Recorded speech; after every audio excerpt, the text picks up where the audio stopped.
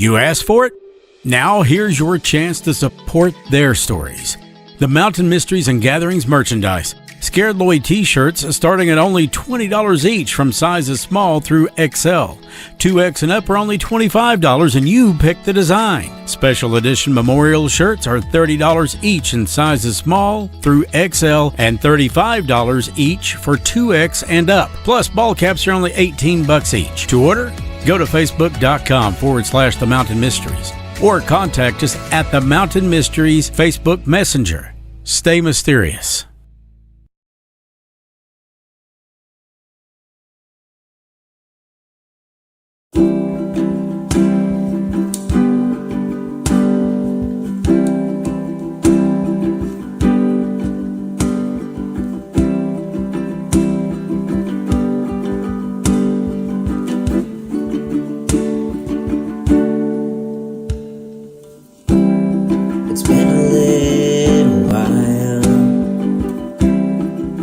I've had the time to sit with you a while. I hope you're looking down on me saying, damn, I'm so proud.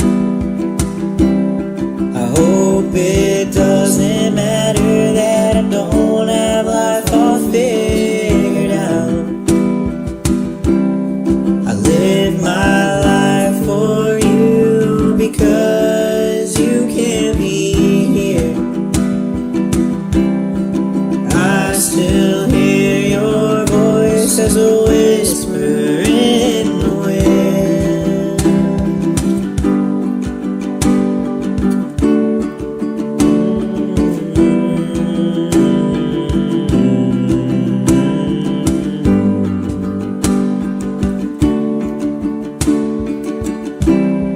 I hope you hear this song through the whisper in the wind.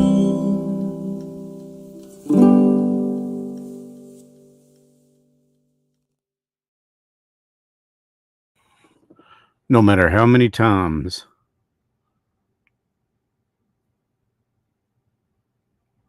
that I hear that song, still gets me every time. Of course, that's my daughter singing it. She wrote it, she sung it, and her album is available now.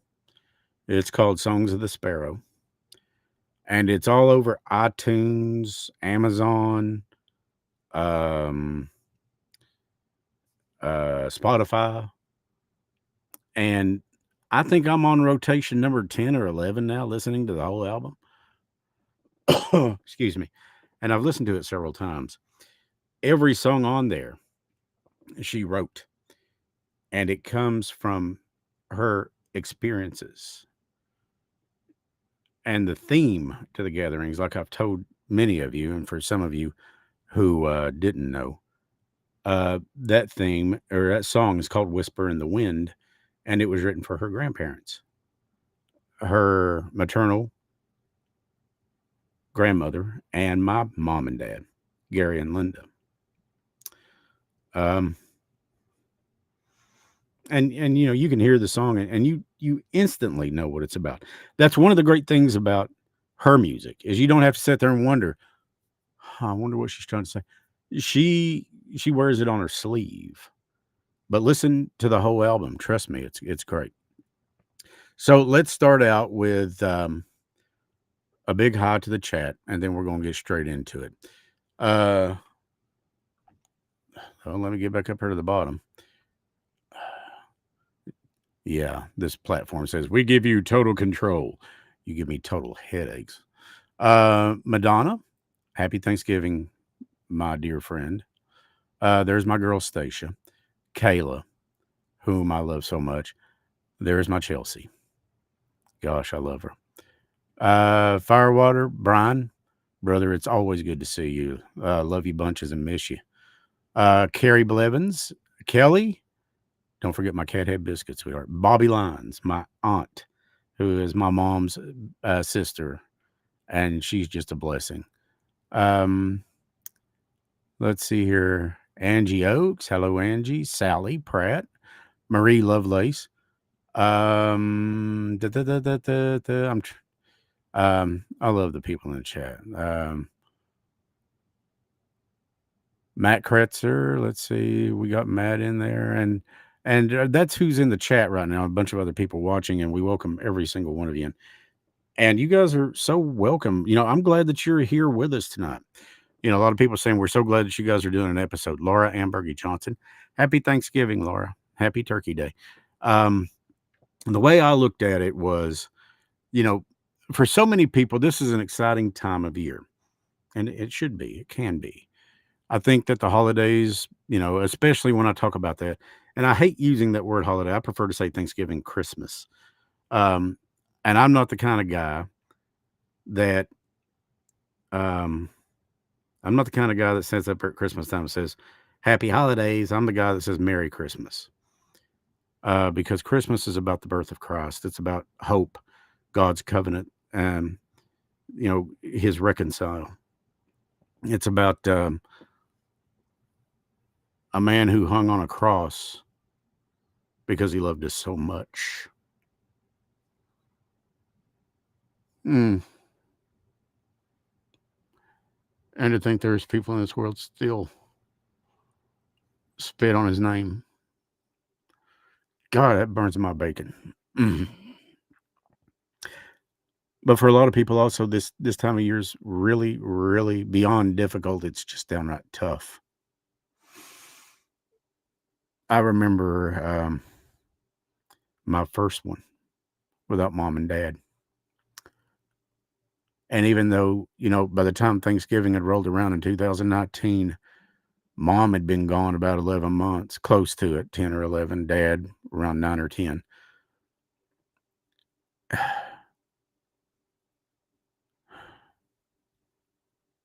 How do you get past that? The short answer is you don't get past it. You learn to get through it. Okay, Chris, how do you get through it? Well, that's a good question. For me, it's people like Stace, people like Sharon, people like my child, Cody, people, and yeah, and I don't have a monopoly on this. We've all lost people that we love. I think I had it rough. My Aunt Bobby had a lifetime of memories with my mom. They grew up together.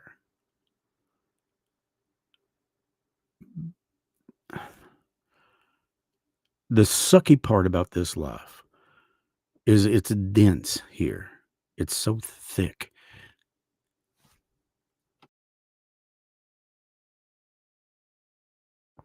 If you hear me go mute, that's because the cough is getting better, guys. So, and it's sinuses. If I could leave that part out of it, I guess that'd be better. But anyways, the sucky part about it is this life is dense and it's thick. And what I mean by dense is, who we are isn't what you're seeing on this camera. Our souls are light. They're very, and you can close your mind and close your eyes and think about something and you're there. But we're here for a reason. Now, that reason can be debated, but I think that we are here to learn and to get through this and to help each other through these things. And we learn from each other. I know I do. I learn from everybody out there.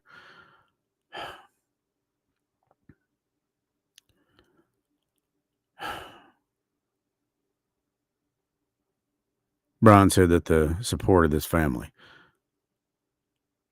helps people get through the hardest parts because there's so much love here. That's what this is about. That's why I have a zero tolerance policy for anybody that comes in here spewing hate or bigotry. I'm going to throw a secret out there and let me see how else I can offend liberals. I am pro-life. I am pro. I follow Jesus Christ. He is my Savior. I follow God proudly.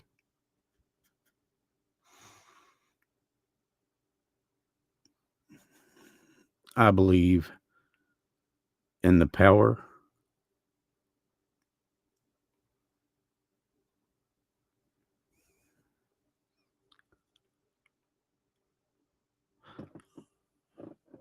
I believe in the power of love to overcome anything. But sometimes that heartache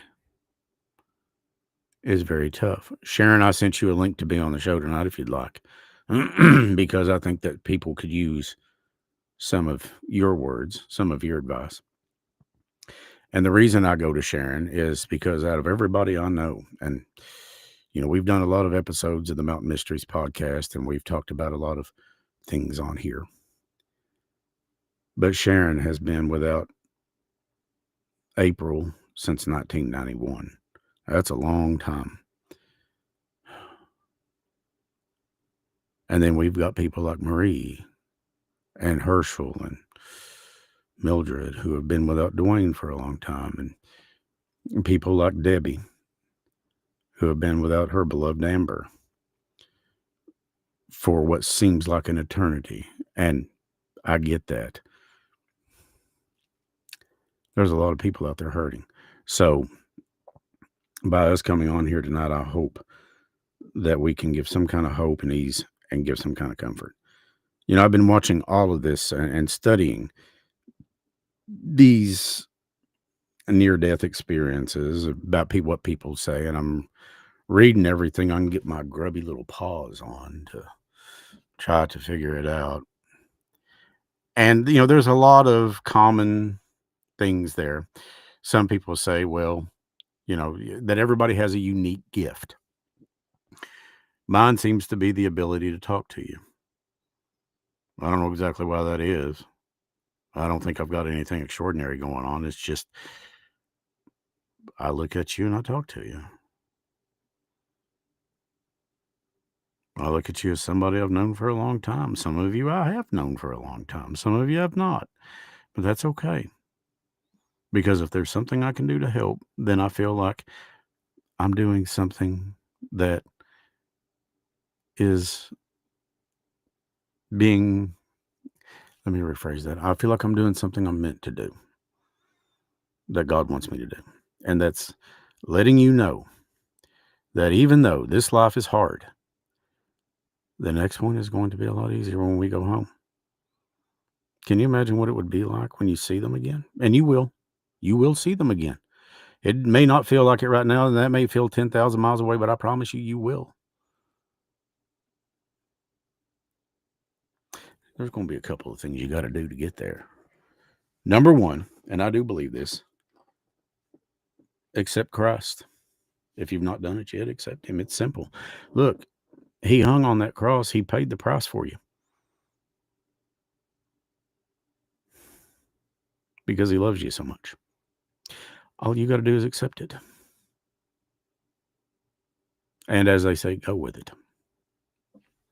Hi, Rita, Cynthia, and who else? Marie. Okay. Spray art girl. You try to hide yourself, but I know who you are. And let me tell you, your art is beautiful. I saw the thing. Stacia showed me the thing that you did of Ozzy Osbourne. It was incredible. Of course, I'm an Ozzy fan. Yeah. But anyway, back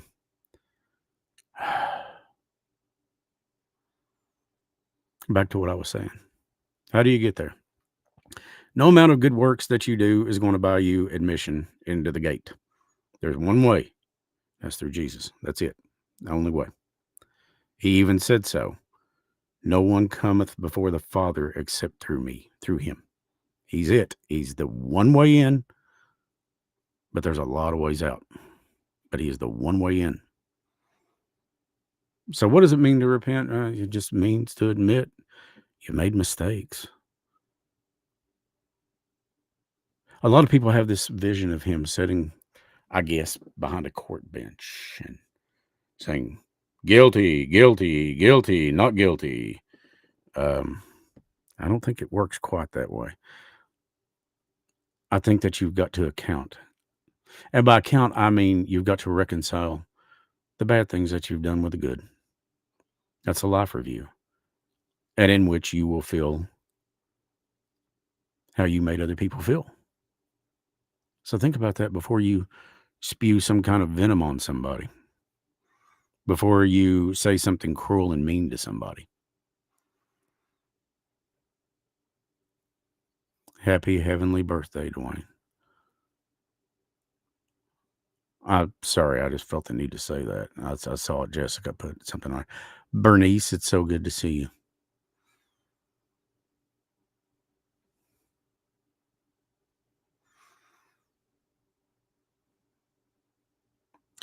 Hi, Mary.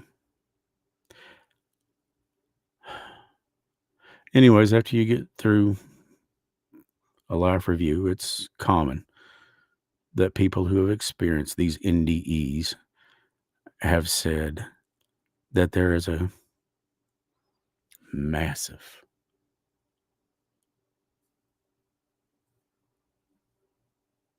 massive reunion.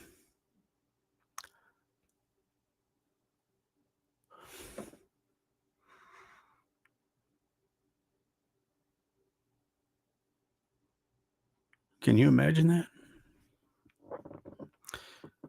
Sharon, can you imagine seeing April again? Right there. Her arms wrapping around you. I'd love to be there just to see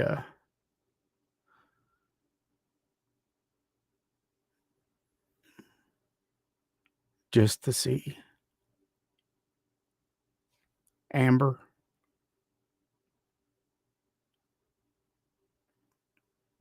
and throw her arms around Debbie and Melissa. That right there,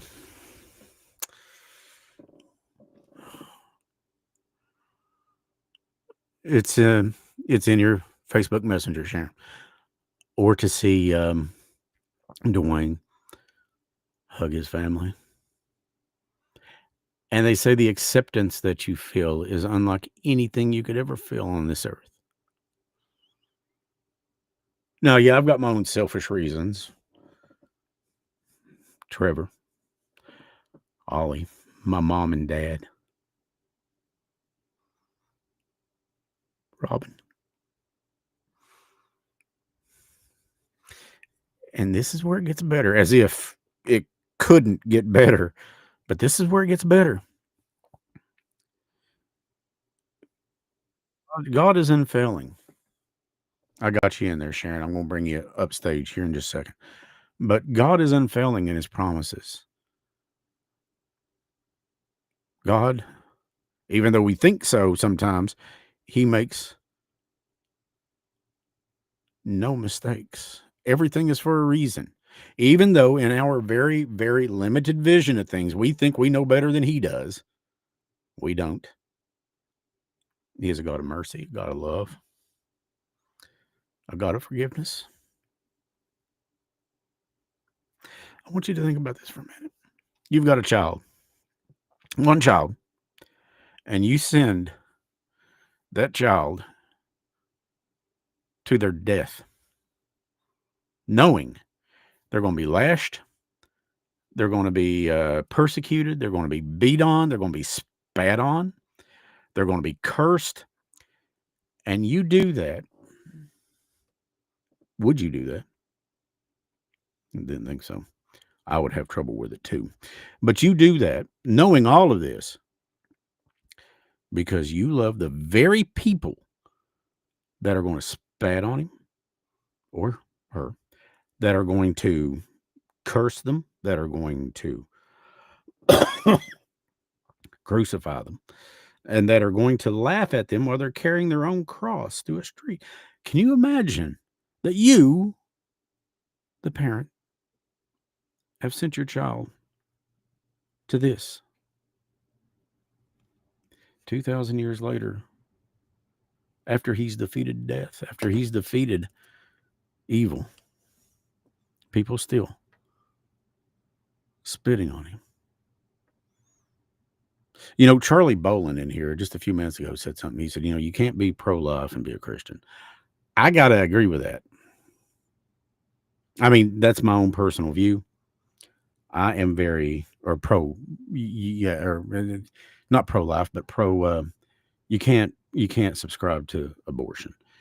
You know, everybody I know. Stace has kids that I love. I have my child. Um, Chelsea has Sophie and Sadie and Emery, and I love those kids. I cannot imagine my life without my child. She has made such a beautiful impact in my life.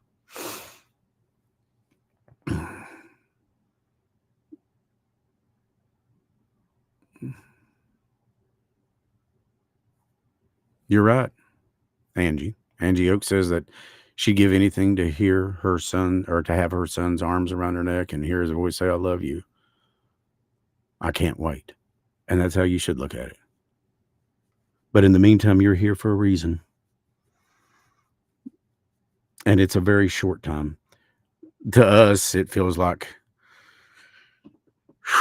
it takes everything 3 hours to get through 60 minutes. But trust me, it's a very short time. It's a blink of an eye to God. And when you're with them again, this is the beautiful part. You'll never have to part from them again. Never. So if you've not accepted Christ yet, think about it. Now, somebody had told me, and I think it was Lloyd, and Lloyd's in there. He can probably confirm this. Told me that I should go to preaching. I said, I don't know scripture. I don't know. I said, I just know how I feel. And then right then, I just heard a voice in my head saying, son, God doesn't call the qualified. He qualifies the called. Maybe. I mean, if that's what God wants, then that's what I'll do. I want him to use me for whatever his will is. And if it's helping you on Thanksgiving night, then it's my honor to do that. Because there's not a one of you out there watching this right now that I don't love. And that I wouldn't do anything I could for.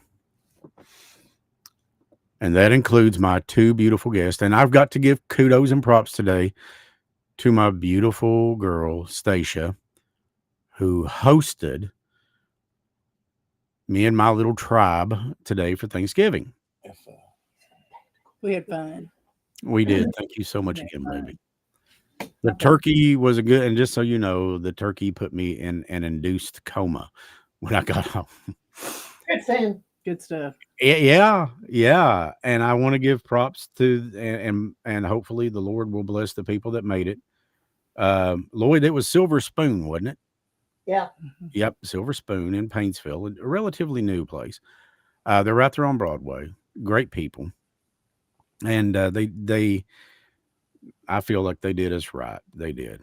And my child, who went in last night, and Stace, who went out yesterday and fought the droves and the masses to get some extra stuff just in case. You know how it goes. And it was a beautiful day. And of course, Stace and I both shed tears, missing Robin, missing Chelsea. But we're going to make up for that with Chelsea come Christmas. Mm-hmm. And she is in the chat room too. And baby, I love you so much. And give those babies a great big hug for us, both, for Stace and I, and Lloyd. And I'm, yeah. It's no longer scared Lloyd. It's scarred Lloyd. Yeah, he's gone through some. So, with these things being said, the question does remain: dealing with missing people at Thanksgiving. And let me tell you, Thanksgiving, Christmas, we miss them all the time, but somehow or another, it seems amplified this time of year. And I think that's because this time of year is so, and we should do this all the time, but we put so much emphasis on family that when we are missing a part of our family, like for example, with Stace, your brother, Tom, was it? And then with me, There's Trevor, Ollie, mom and dad, my grandparents, of course, and then of course Robin. Um, hey Sandra, it's good to see you. Uh, Chelsea just said, "There's my beautiful second mama, Stacia." And yes, lots of time to make up Chicken, for that's my it. baby right there if there ever was. I'm telling you. Oh, she is just That's the other half of my heart. Chelsea is incredible. She's been a lifesaver to both of us. Yes, She absolutely. has. She is so beautiful, so strong, and so class. She's just like her mom in so many ways. She got so Absolutely. much of her mom in her that it's not funny. Uh, Brian said Reagan got rough with Lloyd. Thank you, Brian. We needed a little bit of a lighthearted moment there. Thank you. Yeah. Love you, brother. Thank you so much. Yeah, you hear Lloyd back here. But yeah, it's not scared Lloyd anymore. It's scarred Lloyd. Um, but we're not changing the shirts, so they will still remain as scared Lloyd, which they are available, by the way. So and they help support us. I'm talking about all the time. You can help tell their stories, and it's true. But you can also this show, I think, what we do here also helps the people who are left behind deal with the loss, or at least come to some kind of coping with it. Because let me tell you, the brain has billions of cells in it. Those memory cells, those sons of bitches are tough to kill. And I've tried. I've tried with liquor, I've tried with beer. And let me tell you, my kid put a cold hard stop to that. The whole property heard her that night. There was people down at the hospital heard her go off on me because she was shouting, and she's got a voice. You can hear it. And I heard it. Not just here, but in here. She was scared. There, my girl. Hey, baby. Faith. Did she not look so beautiful today? She was so Hmm. um absolutely invite Jaden's aunt to listen in. But there's so many. Thanks, But Angela. here's the thing, a lot of people are misconceived, I think, or not everybody, but a lot of people have this idea that when the body dies, existence stops. And I'm telling you, it does not. It does not. How do you cope with loss this time of year? Now, what you're about to see are I'm going to go what I call down below so I can have Stace and Sharon up here.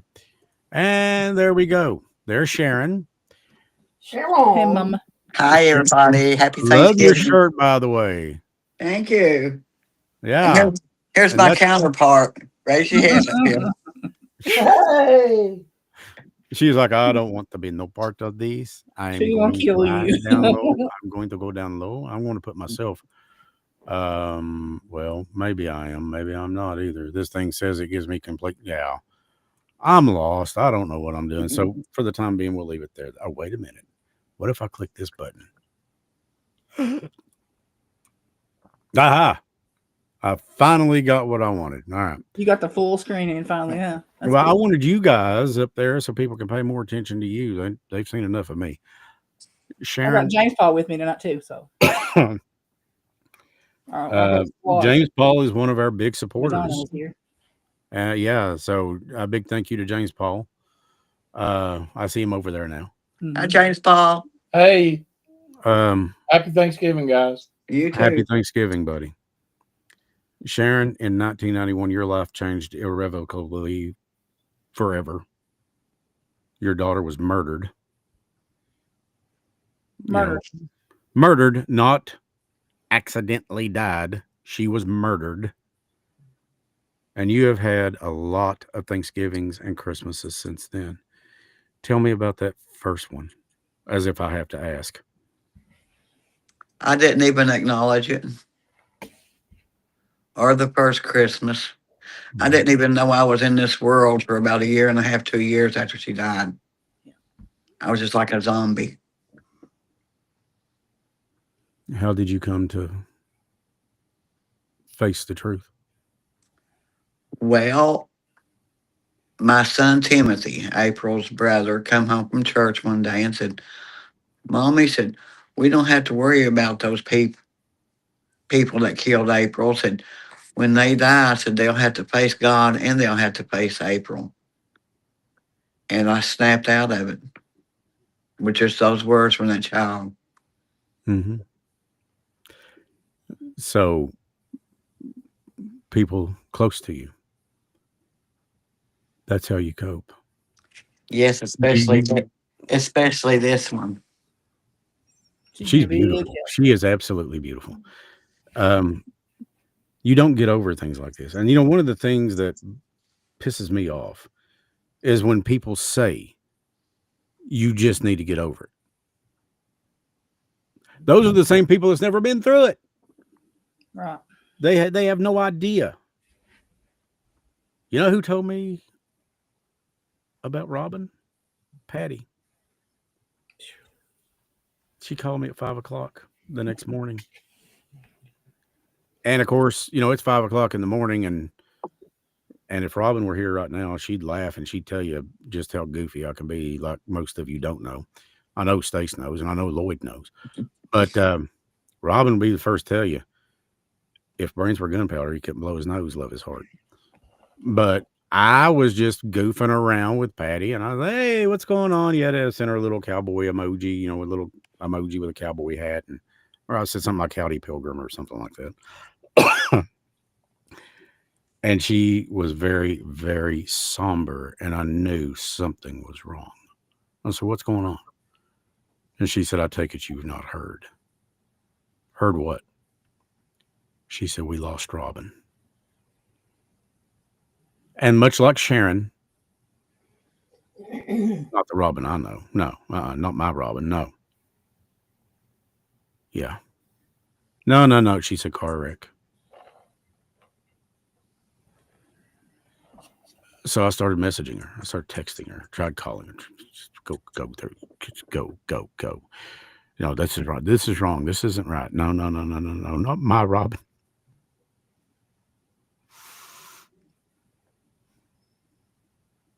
It was. But in her true style, she brought families together. It was the following Saturday that the first time, because she always told me, she said, you meet Chelsea, you'll just love her.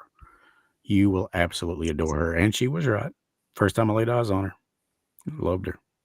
I said, my God. I said, you're so much like your mom. And got that big hug. And I just felt her surge through me. I didn't want to let go when she hugged Stacia the first time. Oh, there was boo-hoos everywhere. Stace was crying. I was crying. Chelsea. Because she said that when she hugged Stacy, she could feel her mother. And make no mistake, Stace is a lot like Robin. They are very, very much in tune, if you will. Let's pray to God, because Faith, I couldn't stand it. She said, your baby girl, Stace, said, I could not imagine losing my mama. I'd never get over that. I've heard people say you never get over it, and that there's good days and bad days. There are. You have days that are more easily to cope. Sharon, would you agree with that? It's easier to cope on some days than others, more than others. Yes, and like I tell everybody, we are so used to seeing the physical body that we're in that when our loved one passes away, whether it be natural, accidental, or murdered, it's hard for us to deal with because we don't have that physical body in front of us to look at and touch and everything.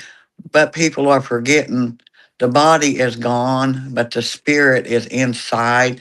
And that's what we miss, the spirit or the person. Yeah. And they're with us every day. April's body's not here, but her spirit is, I'm telling you. It is so there. It is so with us. I've heard her talk to me through your phone. That was at her resting place. Yeah. I came up there, and what did I do? I broke down like a 3-year-old that somebody just took their candy bar away from. Yeah. I had gotten my Because her car. words, and I quote, "Chris, help my mama." I was in my car and I heard it and I said, Chris, I think you better listen to this. And I had my phone over there. The phone was off. There was no internet service up there. And yeah, that's what it said. That's right. That's right. Your phone was you had turned your phone off, Yeah. powered it off, and it came back on. And April's voice came through it on one of the little apps that you had, and I was like, at first, I was like, "Holy cow!" And then I just lost it when I realized what she was saying to me.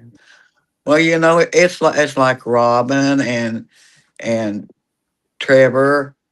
I'll never forget when we was out at Paintsville Lake having a s- little get together out there for April and Tim, and And Dwayne, all of a sudden April's little spirit was out there dancing on the table while Trevor was playing the music, and we had to show him, so he was tickled about it. Stace had this thing called an SLS camera, and basically what it does was it puts in form. Well, Stace, you describe what an SLS camera is. You can do it better than I can. It points out spirits. It can.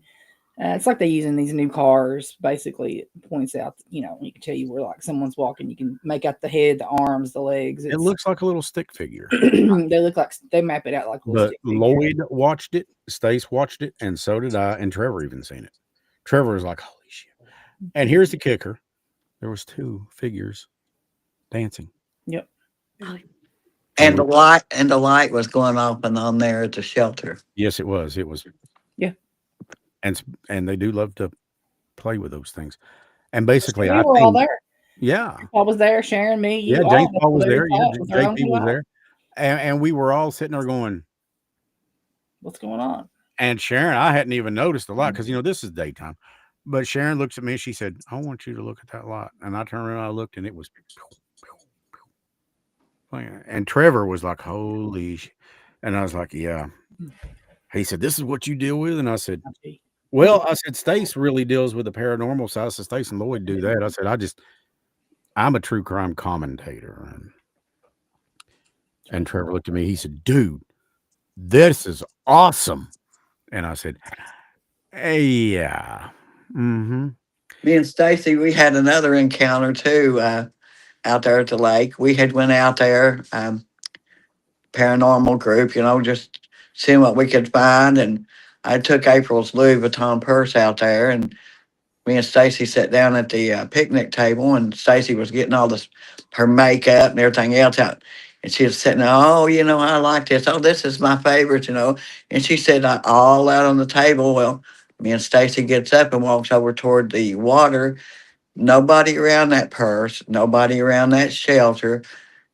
And we come back over there, and the makeup is back inside the purse. Sounds like April was like, "Don't be going through my purse, getting my makeup out." Touching it sounds like from April would do, yeah, very much. Well, I mean, you got to do what you can think of to do to see if you can get anything, Well, yeah, absolutely. Let's get some trigger objects, purse. Yeah. Listen, well, if I ever go, you guys want to get a hold of me, just hit that bad boy out because I'll be looking for it. Mm-hmm. Everywhere I go. How many times have you ever seen me with that my Louis Vuitton, Chris? Never. Never. When you and I, it's a woman thing. You and I go somewhere, that thing's with you. It's like glued to your side. It's so, my baby. Yes. You treat it like you probably would one of your pooches, one of your pets. So. Yep. It doesn't sit on the floor. It sits on my feet. Mm-hmm. Yeah. Well, I managed to cook Thanksgiving dinner today by myself because, where Charlie had that severe stroke and everything. How's he doing? He's doing fair. Yeah. And I hadn't fixed Thanksgiving dinner in a long time. I used to enjoy that with April, the cooking and the bacon and stuff like that. So I just made us a little bit and got through it. I mean, that's what you do. Yeah. It was Lloyd's idea for us to use a silver spoon, and I think it was a great idea. Yeah, it was pretty good, Jay. It was really good. You got a lot, and you didn't have to pay a fortune. And I mean, really, I guess what had to be done, and Lloyd and Stace could tell you more about that, but I guess what had to be done was, when they got it all there to the house, they just had to uncover it, and That's it. they'd carve the turkey and go through things that I'm sure that Lloyd absolutely loved to do. So things like that. So, Oh, it was great. well, it's Lloyd and his turkey, so there you go. But it was really good, and they did a great job with cooking everything. It was wonderful. But the thing that was most wonderful was being there Yeah. with Yep. with Stace and Lloyd, and you had my brother there. Yep. Cody was there, and her significant other, and then you had, of course, I got to see my girl Faith come in, and Des and Caden. It was a good day. It was. And Macy. And Macy. Mm-hmm. Little Macy. She's part of our family now. Yep. Yep. It was just a really great experience. Yeah, it But yeah, was. by the same token, Stace and I had a breakdown or two, and missing Robin, and just missing the people I that we don't love have so not with that. and that's going to happen. Somebody had asked me, I guess it was today's Thursday. I guess it was Tuesday. I'd gone out and got a few extra things and now I'm getting recognized as much for this as I ever was in radio. And they said, "How do you do that?" I said, "How do you do what?" I said, how do you carry that weight?" And I said, "Because somebody has to, and they need somebody to help them with it." I'll just tell them, Chris, that God puts nothing on your shoulders that you cannot bear. Sharon, I have to remind myself of that sometimes. Because let me tell you, the thing with Robin has almost done me in. Am I moving around again? Yeah. Enzo Dolls Very moving Dolls back moving. there. intensely. I knew when they staring. started barking that the dolls were shuffling around. One of them moved back there. Yeah, well, here goes Lloyd. They've been staring at me since I got here. Well, you are in the hot spot, even though they call that the cold room. They call it the cold room for a reason. It's Yep. but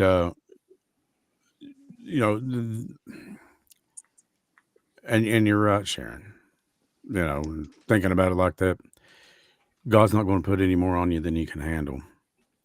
And it's like Chelsea and I have talked. We don't know exactly why he took her. But what if, and yeah, you can drive yourself crazy with a what if, but I get this strong feeling that something much worse may have been coming down the road for her. Well, And he took her and prepared her for it. it could have been that, Chris, but you know, God has a reason. There's something that He needed her to do, and there was a lesson that He wanted her family and friends to learn. What it is, we don't know. As humans, we don't know. But I do believe that when somebody's taken like that, like April, it was to, in a way, teach a lesson to somebody, and it's and the lesson to me was, to get out and help people, to do the best I can with helping people, and been in the medical field since 1982. So I was already in the medical field before April died, and I just continued that, helping people. That's the direction that he's took my life. See, I got a lot of respect for anybody in the medical field. I could never do it. I'm too much like my dad. My dad once told me, he said, if you get hurt, get up and shake it off. If you get killed, walk it off. Oh God, Dad. Really? That was my dad. And Bobby's still in here. She'd tell you that. Yeah, that was Dad. He was rather unique in that way. But there towards the end of his life, I do know that before he passed, he had made a peace with God. Now, when I had to tell him that mom had gone home, let me tell you, I would have rather have tried to make out with a honey badger in a phone booth than do that. And I don't know if you know anything about honey badgers, but those little bastards are mean. They will scratch, claw, bite anything if you come within 10 feet of them. They just go berserk. But that was the one of the worst days of my life Absolutely. because I had told him that the woman he had been married to for over 50 years, his soulmate, the love of his life, was not here anymore. And no, it's not for the weak, Mary. I agree with that 100%. And I just don't think I could do that. But people are called to do certain things. I seem to have this thing with I hope, reaching people. Stace has her thing too. She's got a huge heart. And that's another thing that her and Robin so much have in common. Sharon helps people heal. And, everybody out here in this chat room has a gift of some kind. Brian, Candace, Chelsea, Love you, Candace. Mary. Everybody has gifts. Yes. And we really don't realize the importance of those gifts until we use them for what we're called to do. And then we start to look back and we see, oh, I get it. Which is really another point that we was making about we don't know what God's big picture is, what his plan is, because we couldn't wrap our mind around it. But we've got to have faith in him that he's got one. Yeah, and you're not supposed to ask, well, We're not supposed to, but why we am I do. It's 11? human nature. Why am I 11? Why April? Why did you take April, God? You're not supposed to ask that, No, we're not, but we do. We sure Everybody do. does. I have never done that. And I can honestly sit here and tell you, I have never said, God, why did you take April? Why didn't you take so and so? Because they're a bad person and everything. Why did you take my child? Because I was not supposed to ask God that. God had a reason. He knowed all this was going to happen before it happened. I didn't. He does, but here's the kicker. He knows that we're going to ask. He knows that so many people do. I was one of them. I asked it over Trevor. I asked it over Ollie. I asked it over, I kind of saw the thing with mom. And I think at her memorial, I'd made the comment that I gave dad 30 days. And it was 33. Once again, the old man took me to school. And then, of course, I wasn't just wrestling with God over Robin. I was madder than hell. Why her? And you leave people out here that are killing and murdering. Yeah. And all I felt in my heart was, give it time. Be patient. Trust in me. When Thomas lost his wife and he begged Jesus to bring her back, and Jesus was like, I can't. Yeah, and he said, well, you did it for this, and you did it for the, and you did it for so and so. And Jesus had told him something along the lines of, what my Father allows and what I allow to serve his kingdom and to serve his purpose. He said, it breaks my heart. It breaks his heart. He said, but some things must pass. Some things must come to be. And that resonated with me. God, it resonated with me. I was like, I'm telling you right now. I said, you just, but he loves us regardless. I have yet to find anybody that said, yes, I would do it. When I bring up, would you send your only child to be spat on, cursed at, beat beyond recognition, lashed, poked fun of, and all these things so they could die for so many that would be ungrateful and not even accept it. I've yet to find anybody said, yeah, I would. God did. God did. And what was the thing that Jesus said while he hung on the cross and people were throwing things and Forgive them, for they know not what they do. thank you. That's it. He said, Father, forgive them, for they know not what they do. And I remember, at least in the film that I saw, which I believe that was Passion of the Christ, this Roman soldier just stopped and he knew right then. He said, he's for real. You better believe he is for real.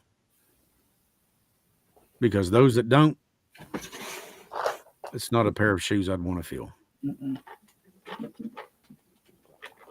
So, yes, I have no problem with openly admitting to the world, I love Jesus Christ. I follow him. He is my Savior. I follow God. He is my Father. And if there's something I can do to promote him, promote his work, promote his kingdom, done. Unfortunately, I'm the guy that he would probably have to come down here and sit across from me and go, okay, one more time, here's what I want you to do, because you're just not getting it. You're just, right over your head. And I'm like, okay, but I'll do it. It may take me a little while to get there, but when I get it, I get it. And I'm starting to think this is a part of it. I've had a lot of people think this is going to lead to you speaking in public. Fine. This may lead to you speaking in churches. Fine. I want what he wants me to do. That's what I want him. Unfortunately, though, he may have to have a crayon and draw it out for me. But he knows me. He knew me before I was me. He will say, I'm going to write this out in step-by-step instructions. And I'd probably look at him and say, Father, if you don't mind, explain it like I'm 6. Because I'm, it takes a little time for me to get it. But when I get it, I'll take it with me to my grave. Because this is what's going there. Who I am? No, somewhere else entirely. And I do know that, and I believe that. And something else, if you want to get a much better, it'd help me to get a better understanding. Watch the series The Chosen with Jonathan Rumi starring as Jesus. It will break you in pieces, but it will give you so much hope and so much joy. We started watching that. What do you think of it so far? We got to the exorcism part where the lady's, is possessed. Mary? Mm-hmm. They're telling her not to, telling everybody, not to get around her. And then the girls, they're like, just leave her alone. She'll be fine. And let me tell you something. You talk about, the end times and the devil and all that. All Jesus will need to do is open his mouth. It's over. When he comes back, it's done. The devil's the one that took April. Yes. Pure evil. Pure evil. It takes the devil is pure evil, and he attaches himself to these people, and these people commit these murders. Now, everybody that was murdered is by an evil person, and the person behind that is the devil. It's that simple. And I think had she been here, Lorraine Warren, who was extremely gifted, would tell you something very similar, if not the same thing. Yeah. I think that,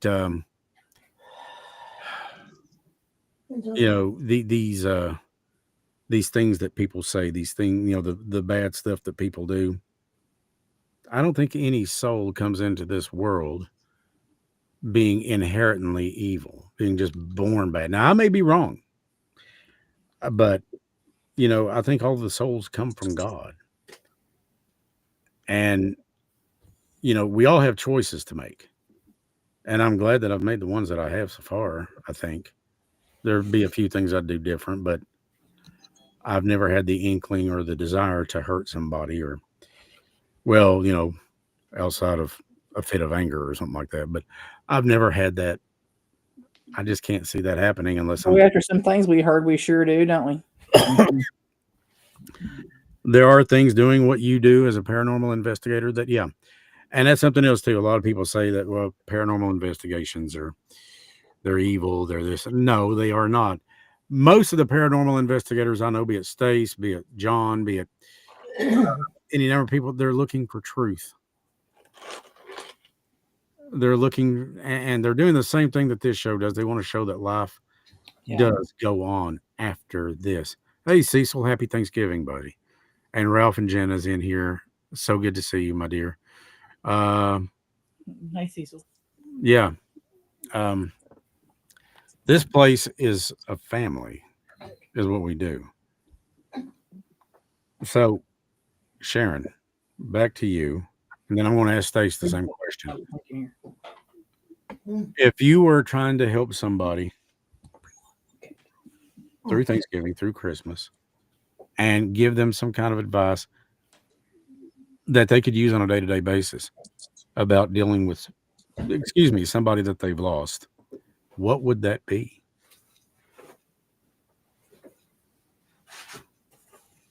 I would just tell them to take each day as it comes because that's the only way you're going to be able to do it. For me, it is. And everybody says, "Oh, time heals the pain. Time heals." No, it does not.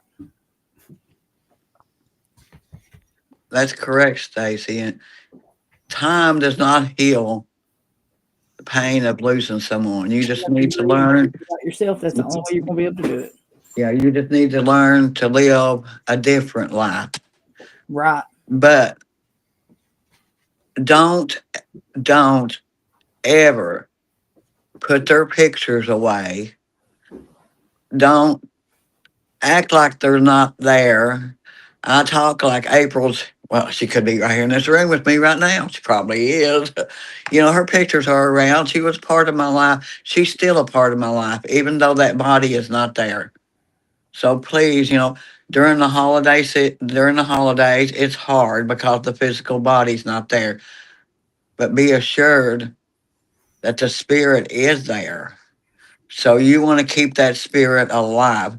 You know, if you make a mistake while you're cooking, say, Lord have mercy, April, you know, I made this mistake.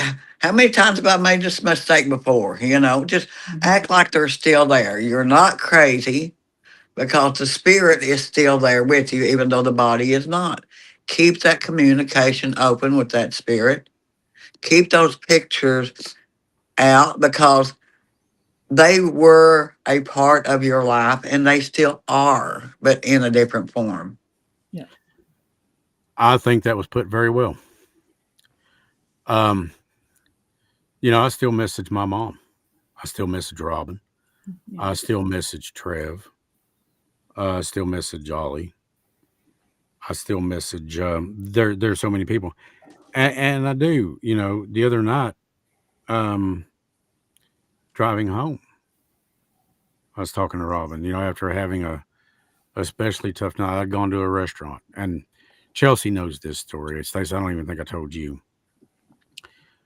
but I had this desire for a certain kind of food, so I went to this place that sells it. They had like a little buffet there. And I walked in and she said, how many? And I said, one. And I guess she thought I said two. No. Because when I sat down, she put down this little plastic plate and a little plastic cup. And then right across from me, another plastic plate and cup. And I lost it. Well, she's thinking, I'm guessing she's thinking, there's something wrong with the food and I said, no. And I explained to her very briefly about losing somebody that I loved and cared about. And she got teary-eyed. Because when I looked at that plate and that cup, all I could see was Robin sitting there. That's all I could see. And let me tell you something. I've been in a few fights in my day growing up.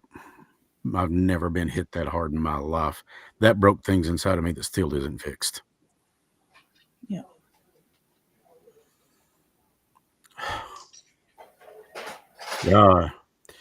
Chelsea had a really good point. She said, lean on the people who are still here.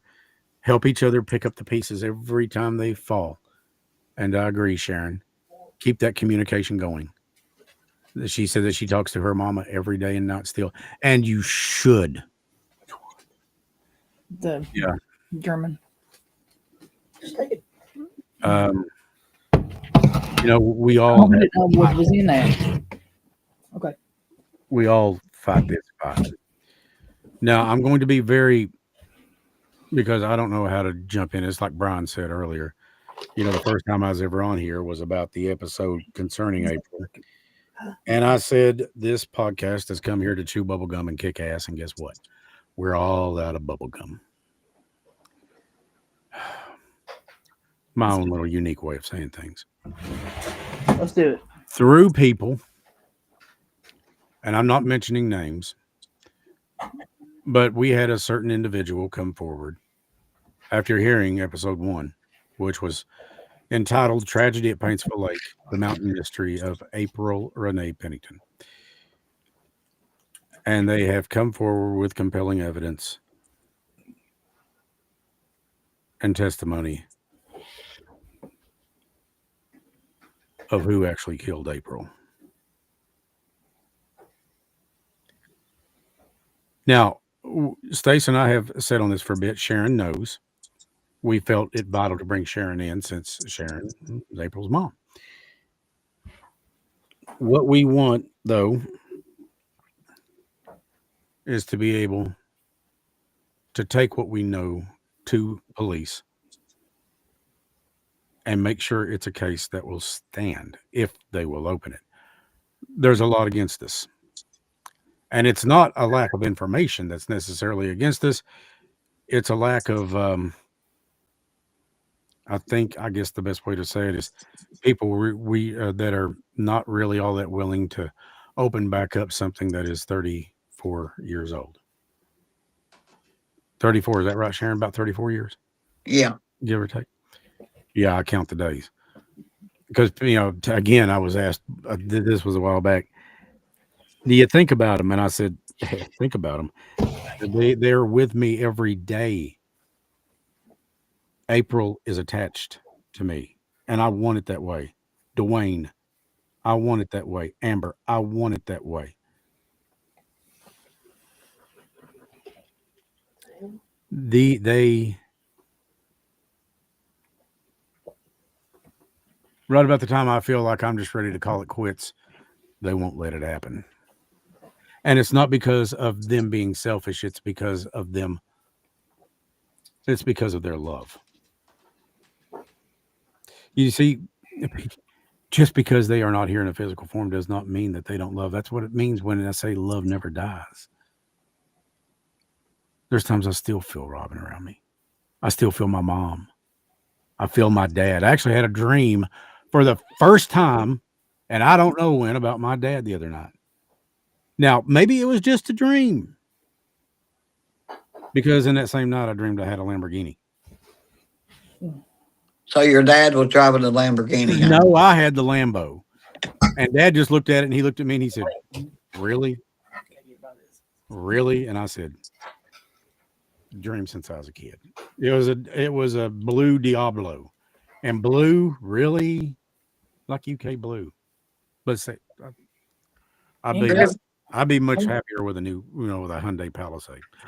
I do want to say something to all the people in the chat room and anybody that's listening to the Mountain Mysteries. Is I am right there with each and every one of you that's lost a loved one, or I feel the pain that you feel every day. I want justice for everybody that's lost a loved one. But there is no justice. There is no closure. But I just wanted to let you know that every time that you think of your loved one, I'm thinking of your loved one too. I'm not going to be selfish and say April, April, April. I'm thinking about each and every one of you guys that's lost a loved one, because your love for your loved one is my love for your loved one. I just wanted to let everybody know that. You know, Brian just said that after he heard Chris on HTCB, looked up April online and didn't find nothing but a very small article. And Brian, that's exactly why I did that. Then he said, then after the episode dropped, I went back online and there was so much more information on April. That was the whole purpose. I knew at some point, I felt it in my heart. It was almost like God himself had said, do this and watch. Be patient, but watch. Yep. And within a few months, I thought to myself, because I went back, like Brian said, and I went on Google and I typed in April Renee Pennington. It went from find a grave to, and I was like, That's what I put on there. I was trying to get everything on there I could do at that time. yeah, I said, I'll be darned. And Sharon was instrumental in that. Mm-hmm. Yep. Because she provided that, you can go back to this day and listen to it, and you can hear her voice on there. You can hear Tim. And we would have had more, had people. And I don't think that it was that they weren't interested. But talking about Tim's family, I think at the time they were dealing with a lot of things themselves. They were sick. But because I did get emails from them saying, we appreciate you so much, that you made it about April and Tim. Now, here's what I think happened that night, according to the reports.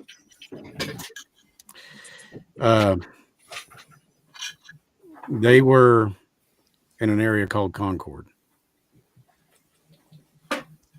And this individual had gone off the deep end for whatever reason. I'm going to keep this very vague.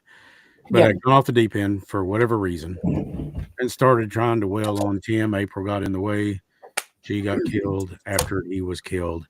I do not think she died at the lake. I think that's where she was planted, so to speak. Yeah. Pardon my cruel language on that.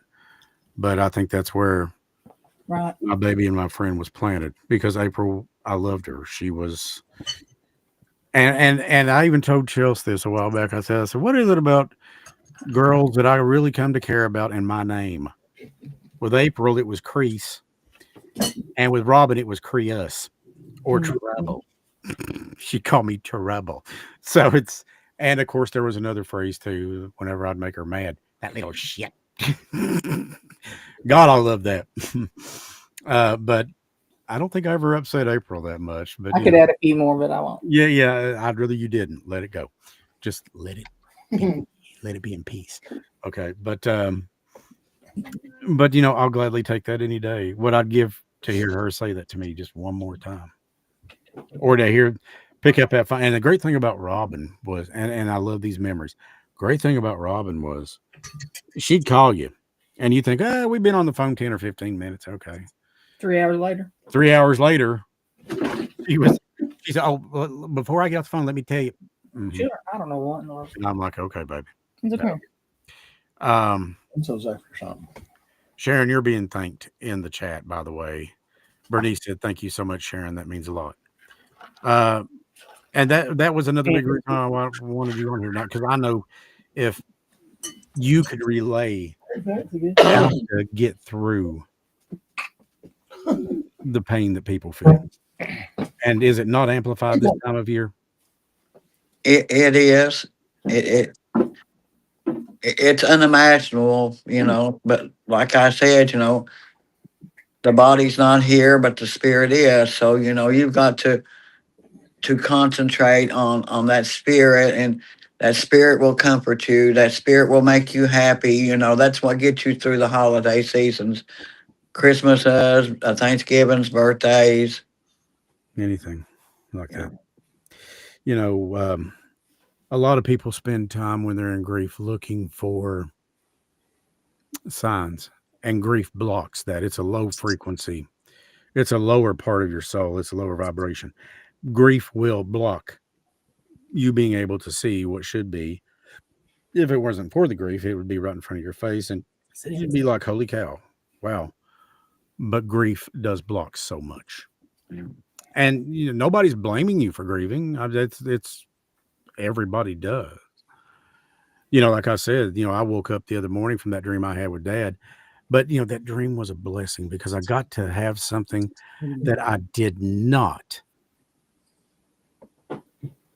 had not had since February 18th, 2019. I felt him hug me because the next day I went out there and he was gone. Found him laying in the floor with his arm outstretched towards where Mom's, sat on her love seat. She loved that. Anybody that's got me on Facebook, you can actually see a picture of my mom playing with my daughter's hair. She was like brushing it, and she happened to be looking away, and I snapped a picture. And of course, Cody was doing what Cody does. She was on her phone. And I was like, yep, that's my child.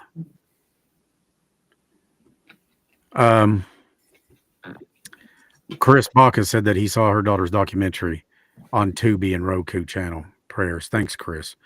Appreciate that, but I do not agree with their findings that she drowned. Not at all. Because right up until we don't either, but we was being polite. Yes. And I saw Stace getting ready to put foot to ass. What did I say? It doesn't Yeah. matter. She's a hero to us. Well, she is a hero. That's right. She tried to intervene in somebody getting hurt or worse. But now that was April. She stood up for people. April would stand up for anybody that she felt would have trouble standing up for themselves. I remember that distinctly. I went to school with her. I was a grade ahead of her. Mm-hmm. But I remember that. And that is who she was.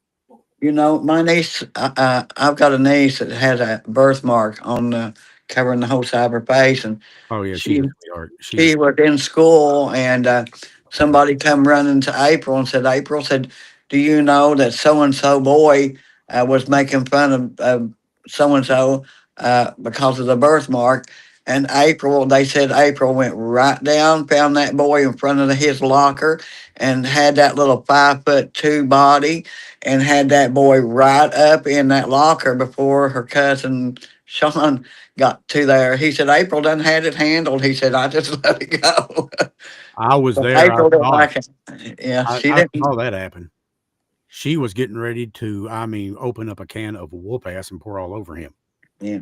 That finger right up there in his face. And this kid stood about 6 foot, 5'11", 6 foot. Yeah, they said that she said, it's not nice to make fun of people. You shouldn't make fun of people. And they said she was just going off on him. And that little girl, talking about the birthmark, she's sweet as she can be. She's sweet there. Hey, welcome into Camino and chat. I think that's one of Cody's friends. Yeah. Best of luck for Black Friday shopping, and happy Thanksgiving to you too. And as far as Black Friday shopping, just kind of take a look at Papa. I'm getting my brother something, and some people very close to me something that's custom made. But I'm buying Stacia a new Benz. So I need a camera to put on Papa so I can see if he's all right in the next room. Yeah, we're going to buy Lloyd a life.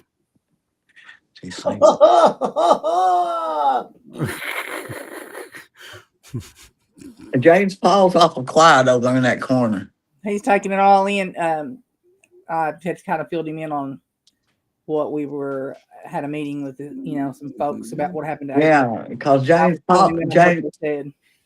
Paul was nice enough to come from Paris and do a little listening to a gentleman that was actually out there that actually went over the bank and actually got a hold of April's body and actually brought it over the bank there. And the young man was crying when he was telling us about it. Yep. Yeah. He was with us. James Paul was right there with us. I spoke to him and I read a lot of the reports, and my conclusion was I don't think she drowned there. I think it was probably something that occurred at Concord. Yeah, that's what. Well, Chris, if you noticed, April's brother Timothy said that take her out there and lay them out and throw some water in their face and say they drowned. And Her hair was dry. yeah, Well, Tim Yeah. also took it to a medical examiner for the United States military. And Yeah. what did that guy say? That the examiner said, there is no way in hell I would say this was an accidental drowning. Well, it was a yeah, doctor. it was the coroner on base at Fort Knox when Timothy was a military police officer. Yeah. Yeah. Okay, I just saw what you're Lloyd not put in drowning. there. Mm-hmm. Said that your dog is having a moment with the dolls. I told you there's something going on back here, so we're watching it, everything move around in here and stuff. So Well, think about what you know how he is. we're He talking likes to. about. We're talking about death, murder. Yep. and he Oh, likes by to- the way, just in case they should wonder, and they should ever happen across this, murder by a freaking coward. Piece of shit. That's a kind word to say. we'll be folks. coming to see. Oh, I I'm got being other nice stories. right now. Can't wait to meet you. Yeah. Yeah. And I do hope you get passed around a prison cell like a pack of Marlboro Reds. I just want to walk up there and say, hi, I'm April Pennington's mom. I just want to walk Look them in the eye. be right beside you. Mhm. Yep. Do him Oh, the same speaking thing. of which, and I almost forgot to mention this, and we know I'm not really a what you'd call heavily involved in politics. I'm not, but this needs to be mentioned. Apparently, Dr. Debbie Hall, who is Amber's cousin, Listen to this. is running for Floyd County Judge Executive. Go And ahead. I could not be more thrilled. So, Deb, if you're watching, Mhm. anything I can do to help you, Yes. be it by voice, video production, anything, Vote for Deb. you have my vote. Me too. And on top of that, I wish I lived I will there. do anything I can to help you secure that. Mhm. I need a new shirt that says vote for Debbie. Mhm. I love Debbie. She's, and you know what? Change needs to happen desperately. Absolutely. So I am all for that. Yep. Because let me tell you something about Debbie. If there's something that can be Great done place to get it too. for the betterment of the Mhm. county and the community, she will do it, bar none. So I'm all for her. Yep. So I've placed my 2 cents worth and hoping that it will multiply and come back something good for all of us. Well, a couple of times I wanted to run for Johnson County coroner. I believe I could pronounce somebody dead without saying that they drowned with no water in them. How about that? 2 autopsies, both of them showed no water in the lungs, but yet she drowned. Mhm. How the hell is? Yeah. And don't get me wrong, I'm not a doctor. Maybe there's ways, but I don't know. Well, like James Paul tell you and Stacy, the young man that got a hold of April and helped bring her out there said that she was already dead, been already dead. Mm-hmm. And he said that him and his date was sitting out there at the picnic tables, and the truck pulled up, and a couple of teenagers got out and walked back and forth a couple of times. And James Paul asked him, said, well, how long was they there? He said, 10, 15 minutes at the most before they started hollering. And then the boy ran over there, and he said she was laying there on the rocks with her head toward the parking lot, feet toward the water, face up. Let me Like, say everybody something said that she there. drowned, and yet she was a lifeguard. Let And me when she tell you was something on this little note right here, and this is something I don't think anybody's really talked about or anybody touched on the subject of this. I took my paranormal team out there. Okay, I put a girl who is actually 20, 30 pounds heavier, a couple inches taller than April. I put her in the water at the exact time that they said they found April. Okay, she is a very great swimmer. She also had a life jacket on, just for to be safe. Put her in the water. Okay, walked around here, different areas of the lake. We walked around to see if we could see this body. Okay, no joke. You cannot see her at all. And this is with the little low lights that are on there now. So I can only imagine there's just no way you could see her. And I mean, she would move, she would swim over here a little bit more and a little closer here and back. She got from what I'd say 15 feet from us, and you still couldn't see her. So no, I'm not buying anything. And and let me tell you, this is another thing. I tried to pick her up. I went out there on the dock, okay? And I sit on my butt and I'm strong. Like I tried to pick her up out of that water to lift her so I could get her footing so she could get back up on the. I couldn't lift her. Two of us tried. We couldn't lift her. And we're not little scrawny teenagers. We're strong. We couldn't pick her up and lift her out of there. So I don't buy it. The two, little kids, younger kids went out there and lifted her out of the water and brought her back, and I'm not buying any of that. Well, and another thing, and everybody's welcome to Their own opinions. they're welcome to check this out anytime they want to. But when, like, if Chris and I was out there swimming, and Chris started to drown, and I went over and was trying to help Chris, and I drowned myself trying to help him, we would be either clamped together in a death grip or found within a few inches of each other. Our arms would be outreached because what we're doing is we're trying to get to the top of the water. From my understanding, Tim Stambo's arms was down and across his chest, down to his side. Like he'd been dumped. And way far and away. how in the world can they be 115 feet apart from where the rescue squad pulled Tim Stambo out of the water and where they said April's body was located at is 115 feet apart? My dad used to have a saying for times like this: don't piss on my shoe and tell me it's raining. No. Well, even the eyewitness that was out there, it was on a date, said there was no splashing around. There was nobody hollering. Nobody asked for help. No, there were two people standing out there. Period. Point blank. Sitting out there under a shelter. Yeah. A big hey to Frank Sotz, who's in the chat now. Frank, it's been too long. And Kelly posed an interesting question to Lloyd. Did you guys do shots after dinner tonight too? Because Kelly had asked if, she saw one of the dolls or that Nosferatu back here behind you kind of move a bit. And yeah, she said, I was wondering if I'd done too many shots. And I was like, well, okay. So Nosferatu, we keep Nosferatu around just in case there's a game of pickup, 5-on-5 that comes around. Because let me tell you, he's a hell of a ball player. Nobody wants to come near him. Hi, Anita, love you. Love you too, Anita. But yes, it's that's the first place that any people that are guilty of something, and don't get me wrong, it's more than just criminals. It can be people who are supposed to be enforcing the law too. If they're wrong, they'll run straight to a lie. Absolutely. And again, I refer back to my dad. He always used to say, great thing about the truth is you don't have to remember it. Mm-hmm. He said, you don't have to remember what you said. He said, just tell the truth. He was big on that. Yeah, especially, with the person that committed the murder, their father is in law enforcement. Yeah, I can see that.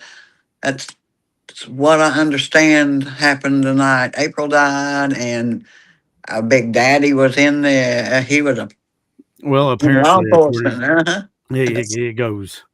Yep. It goes up and far, apparently, or kind of far. So, well, that would kind of let me understand why that it was handed off real fast and shut down.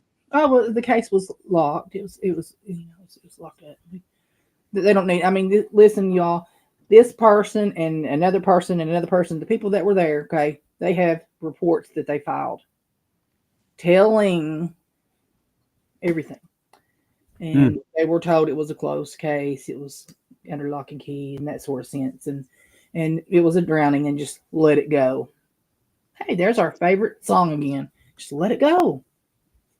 Yeah.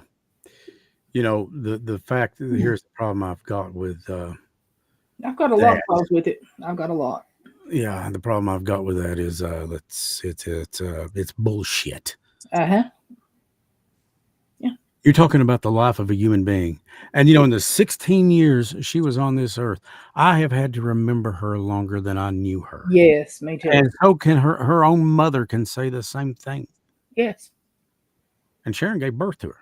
Sharon, how many feet of water was she found in, supposedly? Wasn't it 4? Well, let's see. From what I remember and what's in the report, she is supposed to have been found floating face down in 3 feet of water 5 foot from the shoreline. Now, you're talking about a lifeguard who, at the age of 12, swam out into the Atlantic Ocean at Myrtle Beach like it was nothing.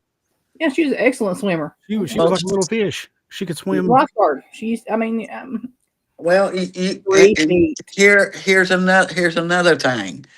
3 feet, guys. Okay, You if don't know what any of the reports say? Ask us. We'll tell you. if you're in the water and you're drowning and you're in that little amount of water When you're sitting on your butt. and you your keep your head out. hands is down here dragging, what's going to happen to your hands? They're going to beat against the rocks. Your arms and your hands is going to be tore up from the rocks, the waves, and the water. Yeah. But still, no water in the lungs, hypothalamus bone missing, upper airways not identified. And then on top of that, how do you explain that Tim had pump knots on his head? And he had some bruising around here too. Yeah. And how do you explain all that from drowning? Again. How about the heartbeat? They still detected on 70 him? beats a minute. And Steve, they did. Oh, Sharon showed me the EKG. Is it called an EKG or EEG, Sharon? EKG. EKG. See what people don't understand is today they got the HIPAA laws. Back then they didn't. I had permission from Tim Sambo's mother to get all the information on Tim as I could get.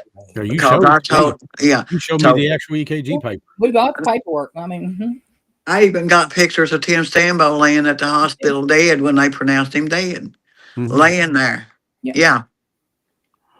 I've read those reports. Sharon was nice enough to give them to me. And let me tell you, you might as well throw them up in the air because they ain't nowhere near what happened. I mean, you can't be 3 feet in the water and drown and not have any water in your lungs. There is such stuff as dry drowning. Yeah. That is more like if you're in a corn silo, and I see where you're going. Dust or whatever, it closes your esophagus off and you can't breathe. Yeah. But in a water drowning, it's a water drowning. There has to be water in your lungs. Well, I guess in this particular case, I was hoping that they were feeding so much bullshit that nobody could get any oxygen. There's so much bullshit to it. It's just, I'm telling you, we could sit here tonight and talk about this till in the morning, and you all will still be just like us. Can't even believe it that this has been. But I had a friend of mine, and I'm not going to mention names again, but he's a state trooper. He said, if you ever wanted to commit murder and get away with it, he said, by God, he said, Eastern Kentucky's a place to do it. Oh, yeah. But thing about it is, I'm asking you all, and I'm asking everybody on the Mountain Mysteries, all the people in the chat rooms, to help get this reopened. Because I think it's been long enough. We don't know who to trust. You make enough phone calls and write enough letters to legislation, senators, etc. Sometimes they're going to take notice. Sometimes I think that we just need to get a bunch of people together and we need to do a caravan to Frankfurt. We need to go down there and we need to talk to our attorney general. Enforce, not one mother and a couple of friends that people think's crazy. Because I'm not crazy, people. I'm not crazy. I'd stand up and fight for anybody's loved one, not only my daughter, but anybody else. And there's so many cases that are very similar to this. Look at Dwayne Lovelace. Yeah. Look at Jaden Spicer. Yeah. I understand that Jaden's God, and I hate using this because he's not. To me, a stepfather is a good stepfather would be like a dad to your kids. but this guy's not a stepfather. But that he went before they're trying to get his bond reduced or whatever, and they just shot that down. So kudos to that judge if he shot that down. Mhm. And then, we've got the thing like MK, or apparently, some people were afraid that money would buy him out of that, and it doesn't look like that's. I mean, I pray not. But the case has been delayed. When I first heard about that, I thought, "Oh my God, here we go." And then it hit me once I found out some more information that the prosecutor wanted that delayed so they can get more evidence Yes. to support a conviction and make it airtight. And I thought, is that worth more time? Yes. And then, of course, mentioned Clancy Atkins, James Osborne, as Mary Ray has asked me to. Both murdered, no arrest yet. James Osborne, whose only crime was being a decent guy and helping people. Clancy. Shot through his front door. Yeah. Who? Why? And it goes on. Sometimes, Chris and James Paul, you can chime in on this. Sometimes, it's like when this happened to Amber, everybody was just all tore up and all upset, and I was too because it hit home. That was a young girl taken too soon. And I told my coworkers, I said, people don't understand. I said, they're not going to go in and say, we have to see the gun in this person's hand or the knife in this. I said, they have certain things that a good prosecutor and good law enforcement has to do.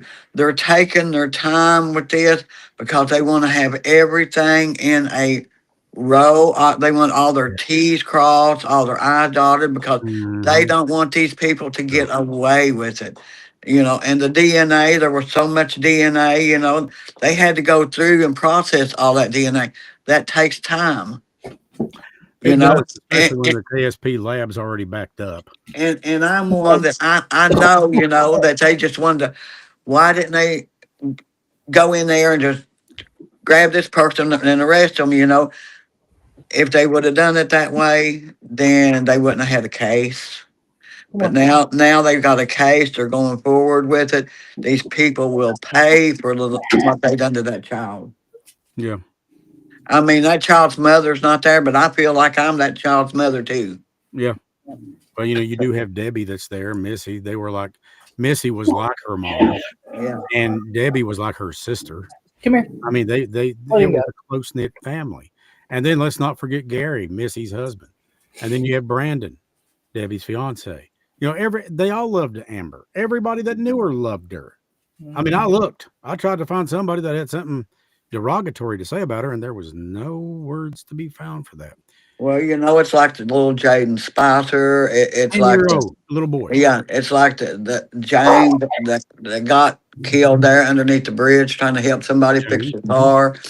I feel like even though I am not part of their families, I feel like I am because of what happened to them and how it happened. Yeah.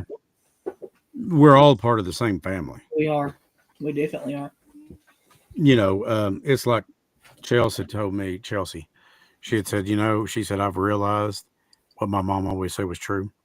And I said, what was that, baby? And she said, the people that are your closest family, they don't have your blood. They're not really, they may not even have your own blood. And I said, no, that's true. And she's right.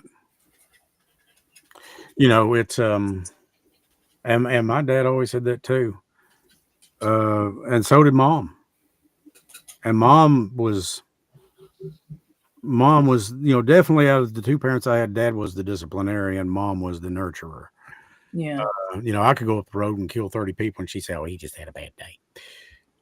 Dad, I could go up the road and look cross-eyed at somebody and he'd say, by God, you better be ready to back it up because if you don't, I'll whoop your ass. That was Dad. That was the way he was. He said, because he was always big. He said, you don't ever go looking for trouble. But if trouble comes around you, you bite its head off. He said, you let people know you do not take that kind of nonsense. Yes, this was something else, Mary. Thank you so much, sweetheart. That Mary just brought up. She said, 2 females murdered at McDowell lately. One, who was a Slone, got arrested, or got an arrest, and one, no arrest yet. So, 2,000 years ago, 2,000 and some years ago, Jesus told us these are but the birthing signs. These are the beginning of the end. He said, he told us exactly. I mean, laid it out in a play-by-play action, and there's still people walking around out there with their finger in their nose, not getting. We're close. Everything he said has come to pass. Everything he said has come to pass. And here, so many people are out there. Yeah. Yeah. So, Josh, that was Josh Mullins half fifth. Wow. Okay. Oh wow. Madonna told. Yeah, I did not realize that. No. Hey, we need to find out something. We need to find out the person that done the confession on killing April. We need to find out if his father is still alive. Because I would like to go I talk can ask the to individual who came forward. I am in contact with him, and I can ask that particular individual what they know about that. I'm sure she'd tell you. him. Yeah.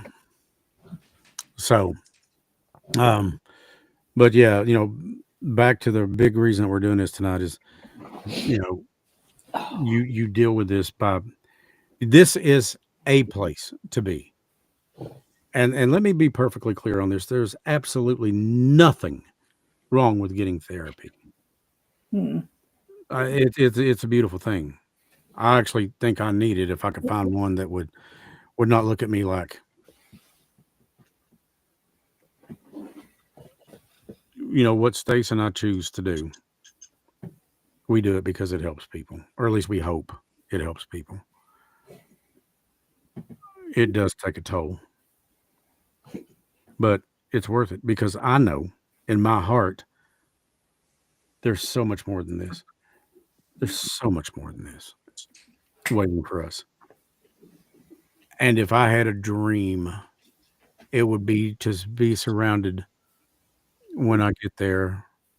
It'd be to get hugs from April, Amber, Dwayne, Oh yeah. Robin, all of these people, because Robin believed in this show so much.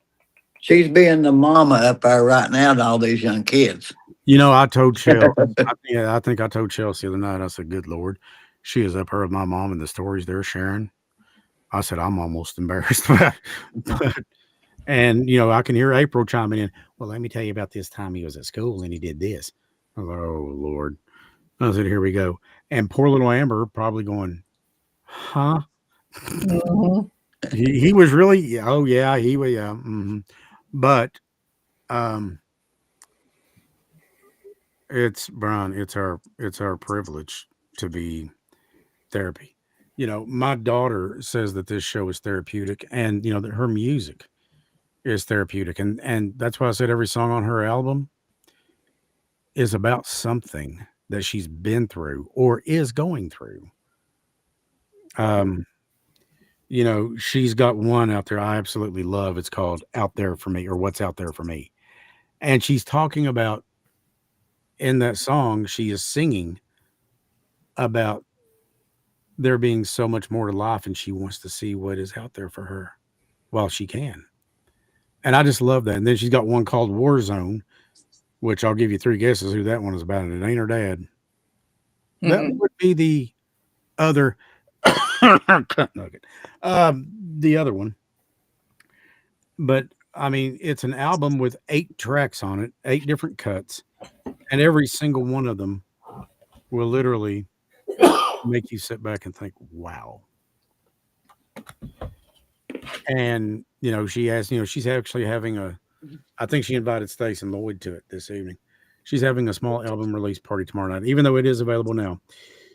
And I was, to say that I'm proud of her, to say that I'm proud of her music, and I'm proud of the difference it makes. I'll watch comments, and somebody from somewhere on her Facebook page had put, "Your music is a gift from heaven. Thank you so much."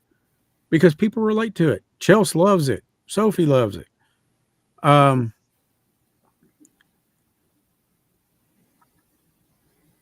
yes, Chelsea just said, "I'm in therapy and it's helped me cope and also understand the feelings I have at times." That is vital. Understanding that. Because until you start to understand what it is exactly that you're dealing with, it's kind of hard to deal with it, if that makes any sense. I've never been in therapy. I've never been to a therapist. I've Ne- not either. But me, like April, um, speaking for myself solely, I'm one of them dumbass Gen Xers. We just think, we take on the world. We don't give a rat's ass. And that's just the way I was raised. I mean, and I'm not saying it's right, but yet the first therapist I ever dealt with, because I did go seeking therapy one time after mom and dad died. And the first question out of their mouth was, "Well, how does that make you feel?" And I looked right at him and said, "Doc, did your parents have any friggin' kids that lived?" I said, "How do you think it made me feel?" And my child was very quick to point out, "Well, Dad, you didn't have the right therapist." And I said, "Well, okay." And I agree. Brian, yes, it is available on Spotify. It's called Songs of the Sparrow. But yes, I agree, with Cody. I just didn't have the right therapist. well, my thing is with these therapists and everything. How many of these therapists has actually 100% been in your shoes? That is a great question. Right, because they're getting paid to this. They got the degrees. They know what to say and how to manipulate and everything. But actually, how many therapists are out there that's actually had their child murdered in a violent way, like April was, Tim was, Dwayne, uh, Amber? Amber. I mean, really, Mm-hmm. really. Yeah. Uh, I, I have respect for therapists and everything, but don't tell me how to feel. I know how I feel. Right. I know what I've got to do to get Sharon on the right track. And it took me from 1998, people, to 3 years ago for me by myself to get my body, mind, and soul connected back and come back home. Yeah. And when I come back home, I was back home maybe 6 months, wound up with cancer, almost died. Laid in there on that love seat, and I said, I'm dying. Dozed off, and a voice in April come to me, and she said, It's not your time yet, Mom. It's not your time. Very next week, I started getting better. Okay, what's happened since then? My husband's had a catastrophic stroke. I know that I'm the instrument that God's give to help. Yep. I'm not afraid of dying because, and You know it's what's not, coming. Yep. I'm not afraid of dying because I know that when I do, I will be in a better place than where I am now. And I'll be with Mhm. more loved ones that has passed on. And you won't be sick again. No, You won't no, have to deal with any of that. no. That's the problem. That's a thing with this world, though, is our souls have to adapt and learn how to handle issues of being in what I call a Yeah. meat suit. Yeah, Body. our body, mind, and soul. They have to be on a straight line. They have to be together so that they can work together to get us through everything that we're going through life. And there's quite a bit of it. Yeah. Mm. And the best thing is, Chris, and this comes back to the show, and you and Stacy and Lloyd and everybody else, is that we help each other. This is our therapy. We are each other's therapist. We don't need to go pay $150, $200 for 30-minute session to be in somebody's office. We can help each other because we we all bring something to the table. We've been there. We've been through this murder. We know what this is going to be. We know what to expect. You know, we can guide each other. Yeah. Like, you know, I tried to guide Chelsea, you know, when I first met her on what she will be feeling, and I know what she's feeling. I know what she's going to go through. You know, I have been there, and that's what my part is. You know, is to help each and every one of these people on the gatherings that's lost their loved ones, because I've been where they're at. I know what's going to happen. I can help you. I want to help you. I want to comfort you, you know, and do the best I can. Yeah. That's the whole purpose of this. That's right. And, you know, I've often said that this was all God's doing. I'm not smart enough to come up with this. This thing started off as being a thing to promote the podcast, and now it's turned into so much more. It's so much more than that. And I've had people say that we have created a safe space, a place where people can come. And don't get me wrong, I'm not one of those, you know, I need a timeout. I didn't get timeouts. I got 1 second and a foot in my ass.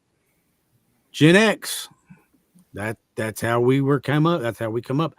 But I did want to create a place where people could come and say, I miss them, without somebody saying, I'll get over it. Let it go. Never hear that here.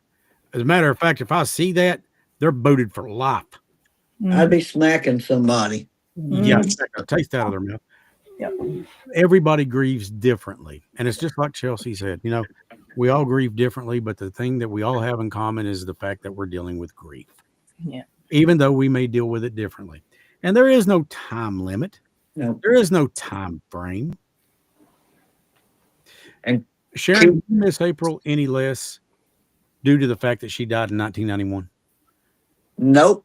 I don't. I mean, No, you still love her just the same. yeah, and like I said earlier, keep talking to them. No, the body's not here, but the spirit is. Keep the pictures out, because, you know, that gives you a visual of what they look like. And like I said in the one thing, every picture that I have of April, she's smiling in it. That's what I want to remember. My favorite one is where her hands are in prayer like that. Yeah. I just think that's so beautiful. And then, you know, there's pictures of Amber. And then one of my favorite pictures of Amber is where she is holding the little baby. Yeah. Yeah. Because she would get so excited for her friends that were having a baby or something. And then, of course, of Dwayne. Dwayne was just a cool cat. You know, he was just, you know, the one with him in the truck in the background. I love that one. I like the one with him in the horse, riding the horse. Yeah, that was, yeah. He was a country boy from back in the day. And Robin, any one of them. I loved them all. They were just, she's so beautiful. There is no time limit on grief. And you're absolutely right, Chelsea. There's none. We all grieve differently. And here's the thing. Spoiler alert. We're going to take it with us until the day we're with them again. It's going to be there. But it's how we choose to handle that grief in honor of them. You know, the one good thing that comes out of grief, I think, and there may be more, but the one good thing that comes out of it is it forces us to reflect on what's truly important. Let me tell you something. I've seen times when I've had more money in the bank than you can shake a stick at. I've seen times when I didn't know how the hell I was going to eat the next day. I've had new cars, new Harleys, new this, new that, new whatever. And I've had times when I didn't know how I was going to put gas in one of them. I have had times when bold, confident going down the road, and I had times when I had to ask Lloyd to come and help me change a tire because apparently I curbed the shit out of it. And guess who was there? Lloyd and Stace, Caden. They showed up. Lloyd got down on cold concrete. Didn't say a word. The only thing he was worried about was what size lug nut is on this damn thing that I can put on this wrench to make it unloosen or to make it loosen. He figured it out, and he even told me, and Yes, Lloyd, I've already forgotten. I think it was a 10.5 or it was whatever it was. But anyway, I don't know. Good picture. we do it together. That's the point. We do it together. And life is not about the money, the cash, the cars, the houses, but it's all about that dash and what that dash Learn. means. How much did you love somebody? How did you make other people feel? When somebody was down and you knew it, and you know it. That's the kicker. When you know it. You can look into somebody's eyes, window to the soul, and tell, yeah, they're having a bad day. The other night, we're at Fazoli's. Stace, Lloyd, and I. Lloyd was kind enough to take us out, get us something to eat. I think we all got the same thing. But anyways, there was this girl there, and she just looked like she was beat, just kind of forcing a smile. And of course, as happens, especially when you got Lloyd and I together, breadsticks were getting low. Lloyd said, "Why don't you go get us some more breadsticks?" I said, "Okay." So I got up and walked over and asked the girl, I said, "Can we have some more breadsticks?" She said, "Oh, yeah, sure." Turn around and, good Lord, Lloyd, what'd she get us? A dozen? At least. She got us a bunch of them. Gosh, they were good. And she turned and she looked at me and she gave me the breadsticks, and I looked at her and said, "You know, you are so beautiful." And you just saw her change. You saw her ego or her confidence go from here. And she just went and gave me this big smile. And she said, "Thank you so much." And I said, "You're welcome." I said, "I hope you have a wonderful night." Was that me hitting on her? No, not at all. But what that was, No, that's you. God bless him for this, my dad. He told me, Chris, I'm gonna let Miley sit here with this. I gotta yeah, deal go ahead. with Charlie here. Go ahead. But he told me, he said, if you want to appear larger than life, he said, then you lift other people up. Yeah. Because if you stand on their shoulders, then you're going to appear to be a giant. And that's, people talk to me all the time and say, you got this persona that's larger than life. And it's because I stand on the shoulders of others. I stand on the shoulders of Stace, Lloyd, my child. But in return, I do everything I can to lift them up, to always remind them of how important they are. Now, Lloyd and I, we joke around back and forth, and we'll give each other goofy looks and say goofy things to each other. But the truth is he is very important. He's vital. So is Stace. So is JP. So is Caden. So is Destiny, who I think I made her day today with a chocolate cake. Mm-hmm. Des has a thing for chocolate cake. So she has a thing for chocolate. Mm-hmm. And I thought of her when I got it. And it was for that very reason. I stand on the shoulders of my brother. I stand on the shoulders of anybody and everybody in this chat room. And that is why I'm always telling you, you are important. You have a vital role in this life. And you may think sometimes that ending it would be just better for everybody. No, it would not. It would ruin things. God decides when it's time for us to go home. We don't get that choice. Because in the meantime, whose life are you going to affect? Charlie Kirk, rest his soul. God, I love that guy. Once said, he was asked, he said, "What's your favorite quotes?" He said, "Well, one of them is philosophical, and one of them is, and this too shall pass." He said, "Because it always grounds you." He said, "In the worst of times, this too will pass. Things will get better. In the best of times, when you're flying high, this too will pass. That will ground you." And he mentioned another one, which was a Bible verse, and I'm so sorry that I cannot recant that. But living your life in accordance with the Bible is never a bad idea. It's always a great idea. It's awesome. It's incredible. That's how you know you're going to be on the right path. But remember, things of this life that are temporary, money, cars, houses, cash, whatever. What matters is none of that crap. Now, we got to have it to live. I get that. And I'm not dogging that. I'd like to be making quite a bit more myself, but right now that's okay. Because what I am doing, I hope, I pray to God, is helping. We may not have 10 million followers. My life may never appear in the Radio Hall of Fame. My name may never be there. But I'd rather it be in the book of life than in something down here any day. Any day. And I would rather God stand with me and the world be against me than the world be with me and God be against me. Mhm. I choose God every time. I choose Jesus every time. No questions. And that gets me through so much. It gives me strength. And it's like I told Chelsea, I draw my strength from Stace. I get it from Lloyd. I get it from my child. The smile of my child.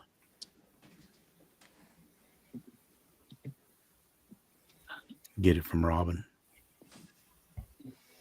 And I get it from everybody out there in the chat room.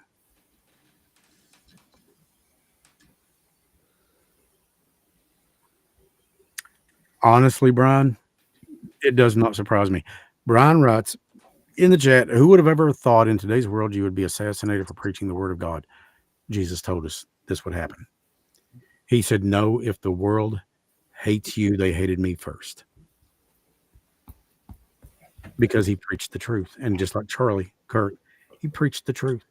And he preached to me what was entirely common sense. Entirely common sense.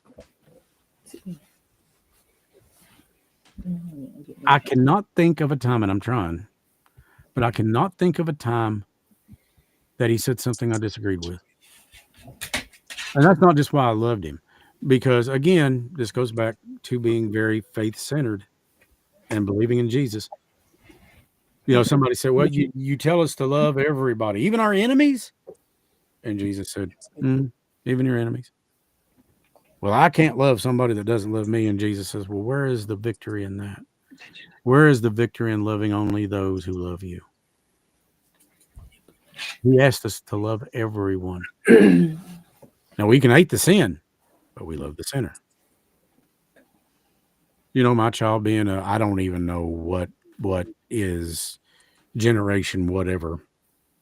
I don't think she's a millennial, but maybe, I don't know. But anyways, she makes decisions I don't agree with. Does that mean I love her any less? Absolutely not. I love her. Period. I love her. Period. I love her. Period. Love does not die. Did Robin make decisions I always agreed with? No, not necessarily. But most of hers were because I was worried. But I loved her. I still do. Period. Love her. Period. Stace, same thing. Love her. Period. Lloyd, love him. Period. Chels, love her. Period. If you're loving with conditions, then you need to sit back and reevaluate what it is that you have in your heart. Chelsea's mom taught me that. Mm-hmm.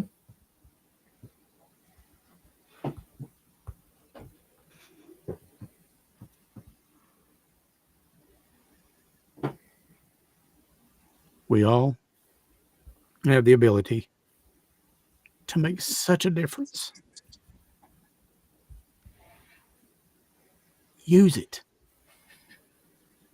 A single kind word, a single act. You see somebody out there holding a sign said, haven't eaten in 2 days. I'm not saying give them money because unfortunately in today's times, you don't really know where that money's going. But why not stop through someplace and get them a hamburger? McDonald's sells them for what? $1, 59 cents, whatever. Get them food. Somebody's thirsty. Get them a drink. That's just it, Chelsea. It needs to be unconditional. And you never know, Chris, because if you get to reading the Bible, God could be anywhere. God could be that homeless person. Honey, God is everywhere. He is omnipresent. He is he everywhere. he could be that homeless person standing Yes. there in front of you, Or maybe one of begging his for. angels are. Yeah, that's exactly right. He You could be know, that person needing something to drink. He could be that person needing something to eat. I think, you're on track. When I looked at that lady the other night at Fazoli's, and I had this feeling come over me, say something nice to her.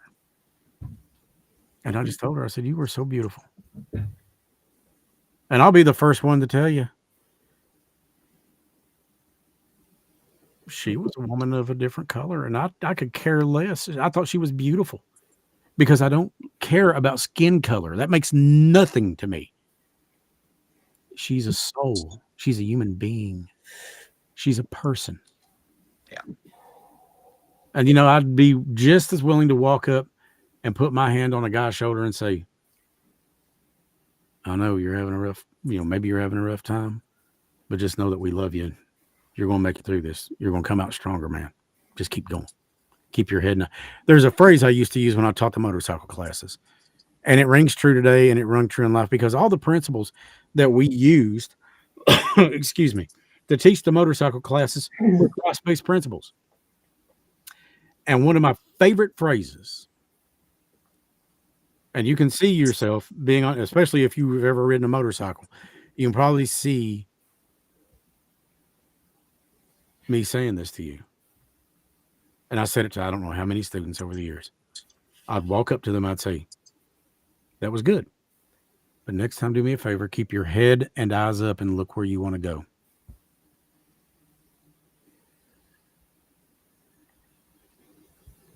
But I'm telling you, you keep your head and your eyes up. Look where you want to go. You'll get there. And don't be in such an all-fired rush to get there. Slow down a little bit and enjoy it, because you're only here for a short time. Even if you're grieving right now, I promise you, this too will change. You'll always carry that grief, but you'll learn how to cope with it better. And don't ever doubt your worth. Ever. Because you are worth so much more than you can possibly imagine. You're worth love. You're worth respect. You're worth dignity. You are worth being noticed. And we notice you. Mary Ray has a motorcycle. I do too. You want to buy one? It's got a Harley Road Glide. See how unlevel the table is. The shepherd's juice. I hope that something I've said tonight sinks through to you, but most of all, I hope that you see the importance in accepting Christ and turning to Him. Just ask Him. And here's the thing, people, I don't know how to pray. That's easy. For one thing, the Bible tells us to pray when we are alone with God. Go into a bedroom. I pray right here in this room because I close this door and you don't really hear much of what's going on outside of it. But the other night I stood out in the parking lot out here where I live and I prayed. It was just me and God, and talked to Him. Talk to Him like you would your dad. Talk to Him like you would your best friend, because that's what He wants. He wants your heart.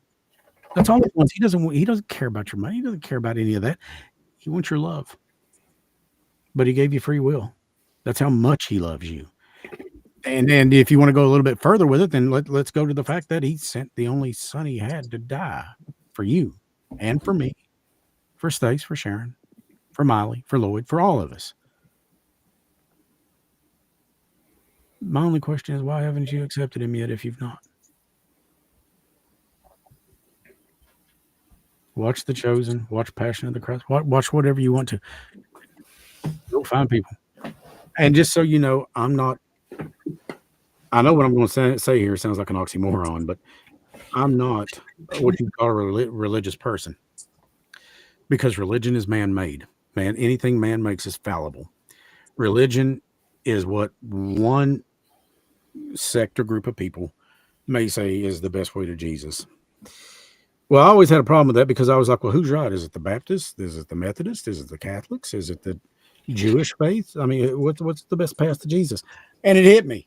Yeah. You are the best path.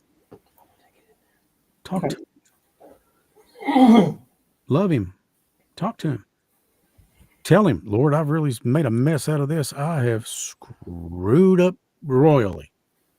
I've done this and I've done this and I've done this. And Lord, I'm sorry, but I've done it. But when you're sorry, when you say it, mean it.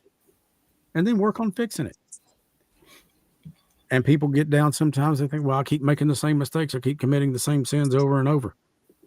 But you think he doesn't know you're going to do that?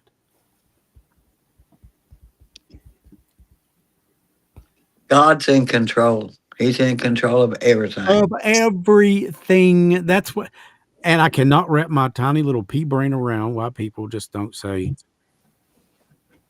I mean, look, it's going to come down to one or two choices. And I'm not getting into the brimstone. I'm not a preacher.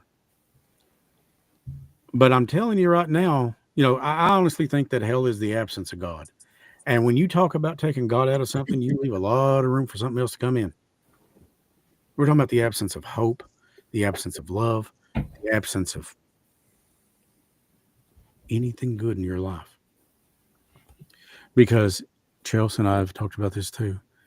Even in her mom's passing, God will work this for the good of anyone who loves him. And I do love him. And he's already done it. He's already working it for good. Because now in my life, I have Chelsea. And I have her 3 beautiful kids that I absolutely adore. I adore all 4. I adore them all. Before this, I didn't know Chelsea. I knew of her because Robin spoke of her. Stace now has Chelsea and those 4 kids. And Stace has a thing for people. She loves people. So yeah, sometimes they may piss her off, like me, but, and even Peanut agrees. But in the end, we wouldn't be doing this if we didn't love you.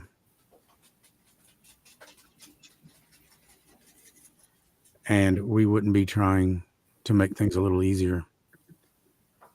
The best path to Jesus is believing.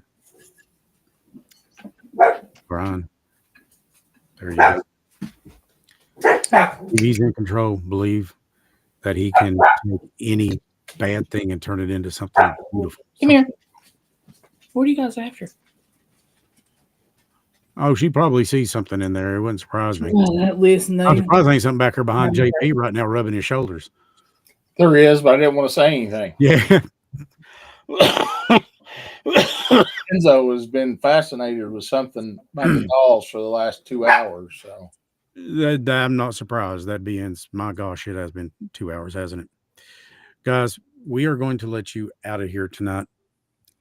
But I hope if you take away anything from tonight, number 1 is that you're loved. Or maybe that's number 2. Number 1 is who loves you more than anything. And that's Christ. That's God. I can't even come close to matching it, but I do love you. And remember, this too shall pass. If you're having a rough time, it will get better.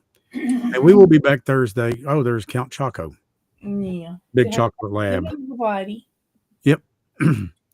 I called him Choco one day, and Stace just went with it, and we named him Choco. Like Count Chocula. He's a big baby. A baby that goes about 100 and some pounds, but he's a baby. He's my other baby. My 130-pound baby. Yeah. What is her name or his name? Hank. He's a Great Pyrenees. Stuck his head right up in between my arm and my waist today, and I was like, I said, oh, it's the horse. Beautiful dog. Beautiful. Pyrenees are beautiful animals. They're beautiful. Mm-hmm. And I honestly think, like Stacia and I have talked about this, most people don't deserve dogs. They don't. But we can work towards deserving them because they are wonderful. Madonna wants to get together with you, Stace. Anytime. Jess, we love you very much. Tell Josh I love him. And love to your kids too. Yeah, I hope everything just gets remarkably better for you so fast. Yep. Sharon Bryan says, God bless you. And you're always in his prayers.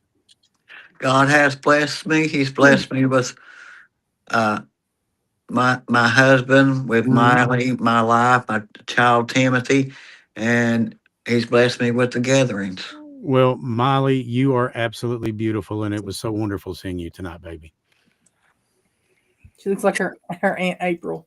She does, doesn't she? And she's got that look that Destiny always gives me on her face. Yep. That, oh my Lord, you're embarrassing me. Yep. I'm sorry, baby, but I still love you. Hey, if anybody don't know how to pray, they can go to my Facebook page and It's watch easy. little videos of Miley where she was saying prayer with her papa Charlie in a nursing home. And she says, Memo, I don't know how to pray. I said, Miley, just say what's in your heart and on your mind, honey. And she did. Talk to Jesus just like you would your best friend, because He is. Yeah. You know, God always told us, look, I'm not going to sit here and promise you it's going to be easy, but I will never forsake you. That means He will walk with you every step, every inch, foot, mile of the way. He's going to be right there with you, and He will. And she's very protective of her papa. Well, there's nothing wrong with that. That's good. No. He's blessed to have it. He's And blessed. she'll say, I love you, Papa. I love you. Yeah. And what was that he said yesterday? He called you Miley. I said, come here, old Molly. Come here, old Miley. And I asked him, I said, should we keep Miley? He said, keep Miley. Absolutely. Guys, we will say goodnight. And in case we haven't said it already, we love you. And we wish you a very happy Thanksgiving and a very Merry Christmas. Of course, we'll be back next Thursday, 9:00. And as always, remember, love, it never dies. Never. Good night, everyone. Stay sharing. Love you both. Love you. Bye. Thank you for being on tonight. Thank you. Good night, everyone. I hope you're